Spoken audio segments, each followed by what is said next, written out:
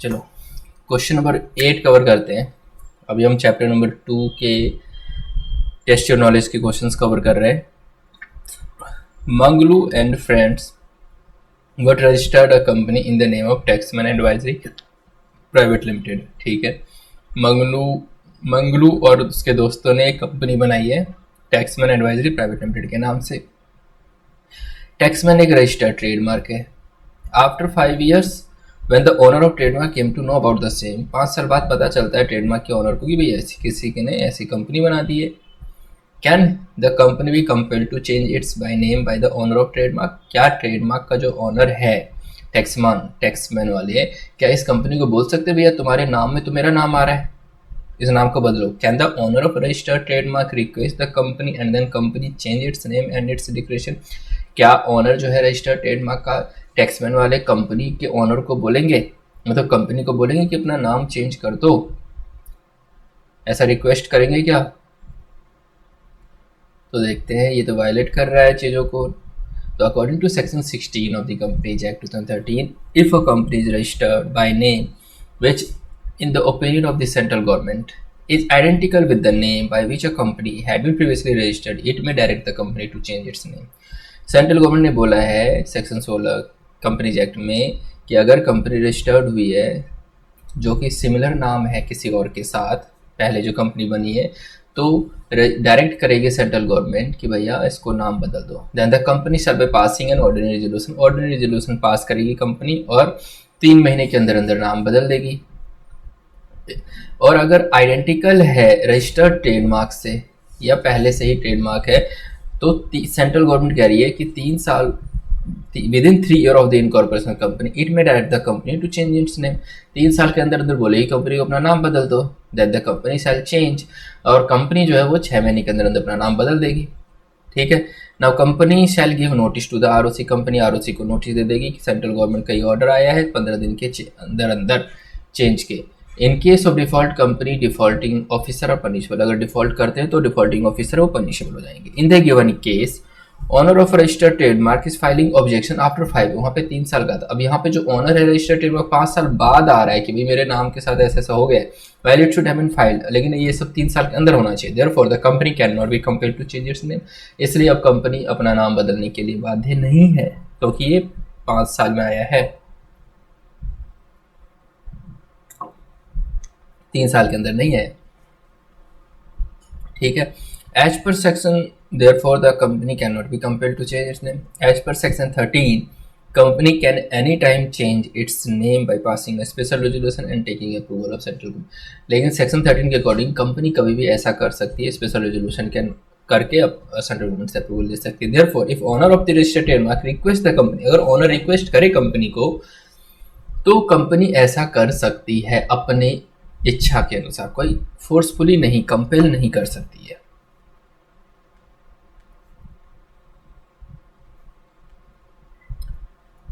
चलिए आगे चलते हैं।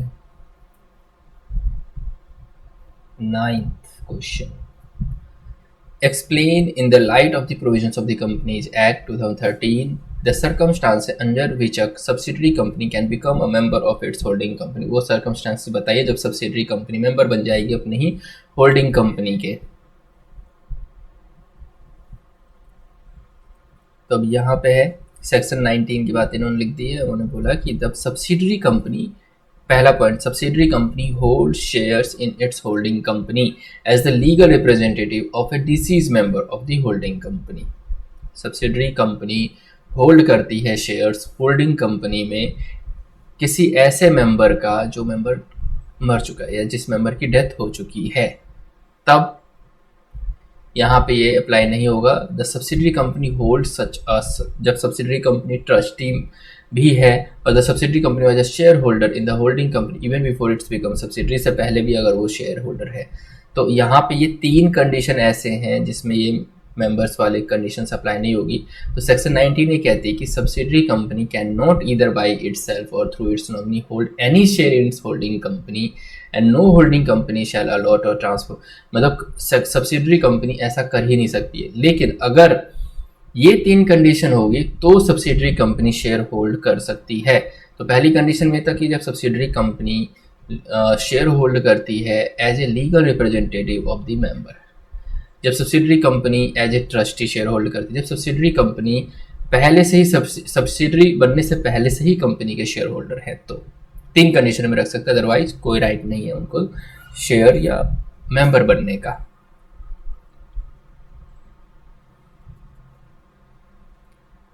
Shri Lakshmi Electricals Limited S is a company in which Hanuman Power Suppliers Limited H is holding 60% of its paid up share capital.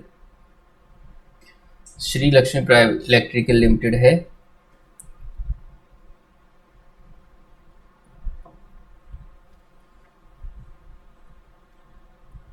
Shri Lakshmi Electricals Limited S is a company in which Hanuman Power Suppliers Limited H is holding 60% of its paid up share capital. 60% paid up capital का hold करती है। One of the share holder of H made a charitable trust. H ने charitable trust बना लिया है and donated his 10% shares in H, और उसने 10% जो शेयर्स है एच कंपनी के वो डोनेट कर दिए और 50 करोड़ भी डोनेट कर दिए ट्रस्ट को। He appointed S as the trustee. उसने एस को अपॉइंट किया trustee. As the asset of the trust are held in the name of S. जो असेट है वो ट्रस्ट के एस के नाम से हेल्ड है। Can subsidiary hold shares in its holding company in this way. अब फिर से वही चीज़ है, क्या सब्सिडरी, वैसे तो सब्सिडरी होल्डिंग कंपनी में शेयर्स होल्ड ही नहीं कर सकती, लेकिन यहाँ पे ट्रस्ट को डोनेट कर दिया, ऐसे ऐसे तरीके निकाल दिए। क्या इस केस में सब्सिडरी होल्ड कर सकती है अपनी होल्डिंग के शेयर्स? तो वहीं पे फिर से वही 3 बातें हैं कि वो 3 केस में ही ऐसा रख सकते हैं, जो कि पिछले क्वेश्चन में डिस्कस किया था कि जो सब्सिडरी कंपनी है वो as a legal representative of deceased member holding company में शेयर्स होल्ड सकती है। सब्सिडरी कंपनी अगर एज ए ट्रस्टी होल्ड कर सकती है शेयर, तो सब्सिडरी कंपनी सब्सिडरी बनने से पहले से शेयर होल्ड कर रही है तो रख सकती है। In the given case one of the share holders of the holding company was transferred his shares in the holding company to a trust where the shares will be held by subsidiary company. It means now subsidiary will hold shares in the holding company, but it will hold shares in the capacity of a trustee. अब यहाँ पे as a trustee share hold हो रही है, therefore we can conclude that in the given situation S can hold shares, तो वो hold कर सकता है क्योंकि as a trustee.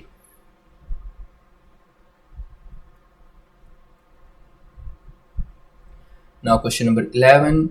Explain the provision of the Companies Act 2013 relating to the service of documents on a company and the member of the company. Service of documents company और members of the company के लिए आपको बताना है।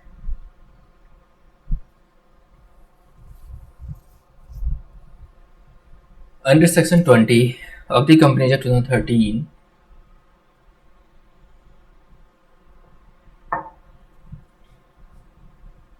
under Section 20 of the Companies Act 2013, a document may be served on a company or an officer thereof by sending it to the company or the officer at the registered office of the company by, मतलब ये कि registered office से members को या company के officer को सर्व किया जा सकता है बाय स्पीड पोस्ट या फिर कोरियर सर्विस और by leaving at registered office by means of such electronic or other modes. Email के थ्रू भी कर सकते हैं। However in case where security are held with the depository, जब सिक्योरिटी डिपॉजिटरी के पास हेल्ड है, the records of the beneficial ownership may be served by such depository on the company by means of electronic or other. By courier भेज सकते हो, है ना, post से भेज सकते हो, और लीगली अब इलेक्ट्रॉनिक मोड भी भेज सकते हो। Under section 20 served save as a provided in the act that rule thereunder for filing of documents with the registrar in electronic mode.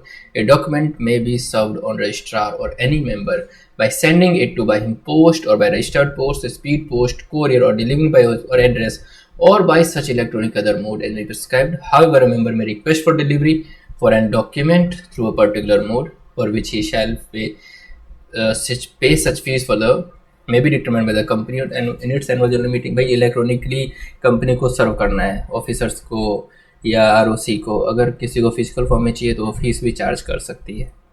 अभी हमने एक कंपनी बनाई है पूरे तरीके से इलेक्ट्रॉनिकली हुई है कि किसी के कोई वो डॉक्यूमेंट्स भेजने की ज़रूरत नहीं पड़ी।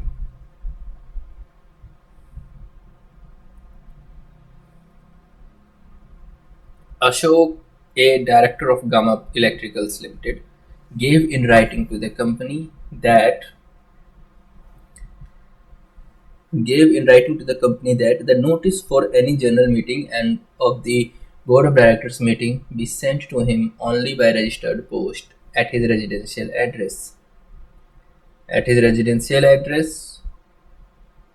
at Kanpur for which he deposited sufficient money. Ashok एक डायरेक्टर है गामा इलेक्ट्रिकल लिमिटेड्स के. उन्होंने राइटिंग में बताया कंपनी को कि the notice for any general meeting के लिए जो भी नोटिस है बोर्ड ऑफ डायरेक्टर्स की मीटिंग सेंट टू हिम, वो उसको भेजा जाए सिर्फ रजिस्टर्ड पोस्ट से ही, उसके रेजिडेंशियल एड्रेस कानपुर में. ठीक है. नाउ द उसके लिए उसने पैसे भी दे रखे हैं. The company sent notice to him by ordinary mail under certificate of posting. Company ने उसको ऑर्डिनरी मेल भेज दिया, लेकिन उसने तो बोला था मुझे फिजिकली चाहिए, है ना. Ashok did not receive this notice and could not attend the meeting. Ashok ने इस नोटिस को रिसीव नहीं किया और अब मीटिंग में भी नहीं आया. और उसने बोला कि नोटिस तो इम्प्रॉपर था. Decide whether the contention of the Ashok is valid. क्या जो अशोक कह रहा है वो ठीक कह रहा है, क्योंकि मेरे पास तो मेल पे आया, मैंने तो उसको बोला था फिजिकल फॉर्म में देना. Will your answer be the same if Ashok remains in the USA for 1 month during the notice of the meeting and the meeting held. क्या आंसर तुम्हारा सेम रहेगा अगर अशोक यूएसए में रहता उस दौरान, उस 1 महीने के दौरान जिस महीने में इसको नोटिस दिया गया था और मीटिंग हुई थी.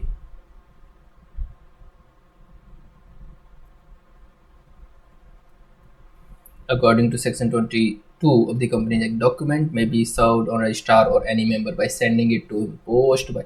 अब वही है कि पोस्ट से भेज सकते हो, रजिस्टर्ड पोस्ट से भेज सकते हो, स्पीड पोस्ट से भेज सकते हो, कोरियर से भेज सकते हो, इलेक्ट्रॉनिक मोड में भेज सकते हो. लेकिन अगर मेंबर रिक्वेस्ट कर रहा है किसी भी डॉक्यूमेंट की डिलीवरी के लिए, मुझे इसी मोड में चाहिए, जैसे फिजिकल मोड में चाहिए, उसके लिए वो पैसे भी आपको दे रहा है, तो उसमें लिखा है provide that the member may request for delivery of any document through a particular mode. Thus उसने फीस भी पे किया. Thus if a member wants the notice to be served on him by only by registered post residential address at Kanpur for which he deposit sufficient money. अब मेंबर चाहता है कि वो उसके कानपुर के एड्रेस पे फिजिकली भेजो. The notice must be serve accordingly. तो नोटिस ऐसे ही होना चाहिए, otherwise service will not be deemed to be in effect. Otherwise वो नोटिस वैलिड नहीं रहेगा. Accordingly the question as asked may be answer. तो अब जो क्वेश्चन पूछा गया, contention of Ashok is tenable, सही है, अशोक सही कह रहा है. For the reason that the notice was not properly served, क्योंकि नोटिस वजह से उसको दिया ही नहीं गया. Second, in the given circumstances the company is bound to serve valid notice to Ashok by registered post at residential address at Kanpur and not outside India. Outside India भेजने की जरूरत नहीं, लेकिन कानपुर में तो भेजना ही पड़ेगा. ठीक है. Now the last question of this chapter is